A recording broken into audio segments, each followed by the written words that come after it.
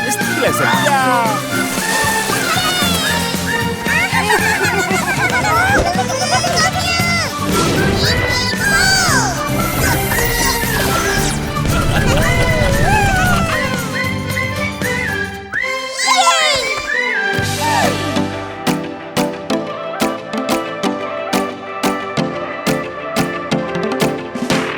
Assalamualaikum dan salam sejahtera.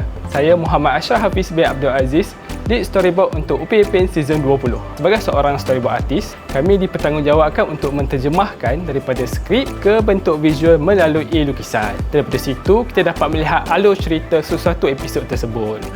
Apa itu? Saya pun mau tahu juga. Atam, lu tahu kah? Tak tahu? Kami juga bekerja rapat dengan director untuk menjayakan misi dan juga vision yang hendak dibawa. Pendek kata, storyboard ini adalah blueprint untuk sesuatu production.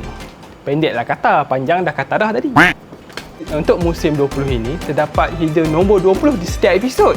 Jadi, ia dirancang seawal stage storyboard lagi. Makanan sudah datang. Semua boleh makan. Terima kasih, Uncle Putu.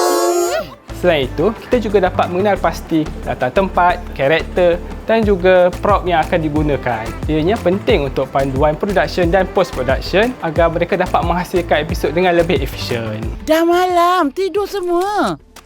Baik, Pak.